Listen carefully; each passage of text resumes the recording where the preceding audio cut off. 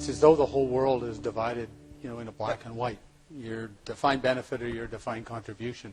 And if you're in one camp, the other's evil, and if you're in that, and it just doesn't make any sense. Nope. I mean, there's lots of room in between. Right. So, looked at, big blocks, primary colors, what we're suggesting is the old stereotypical, inflexible DB plans got to move a little bit down the spectrum towards DC, and there's more risk sharing involved.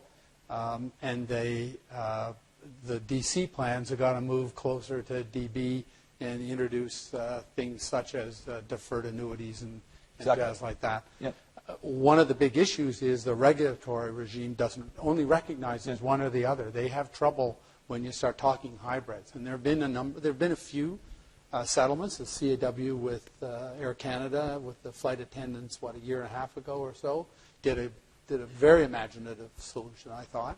But they had trouble. I mean, they had trouble getting it accepted and understood within the regulatory world. Yeah. But that debate, I mean, is so strong, and there's so much misinformation about it. Yeah. When people, and I hear it all the time, defined benefit just far too expensive. Well, that's not true. Operated properly, it is far less expensive than a defined contribution plan. Yeah. And there's lots of reasons for that, but the primary one is the ability to pool the longevity risk so that I only really, in a defined benefit model, only need to save enough money to get to the actuarial mean of the mortality curve. Whereas if I'm in my own account, an RRSP or defined contribution, I've got to save, and there's a chance that I might live to be 105. I've got to save enough money to get to 105 because I don't want to run out at 104. Right. It's very uncomfortable. And so, you wouldn't notice. Probably wouldn't even notice. That's right. And there's all kinds of studies, it all depends on assumptions, but clearly it is somewhere between 20 and 40% less expensive to save for the same amount targeted under a defined benefit plan. And that's not understood by people. Right.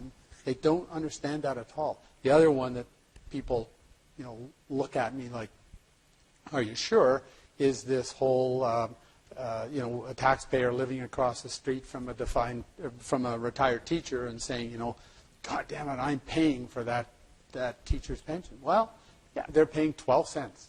And the teacher also paid 12 cents, by the way. And the investment model created the balance of 76 cents. And that's a very efficient model. I defy you to find too many more savings models that can give the taxpayer that type of leverage and the employee that type of leverage. And the fact of the matter is if we cut that out and that same teacher is going to draw on either old age security or guaranteed income supplement, that costs a full dollar. That comes right out of the taxpayer and the teacher isn't contributing anything. But this is where it's important to point out an exception, which is, unfortunately, not every pension fund has done as well as Ontario teachers in the last 23 years. I mean, you generated, on average, Ontario teachers, an extra 2% per year, every year for 23 years. That's like off the charts. And so the other part of the discussion, if we want this kind of world, is to rethink how we invest pension assets.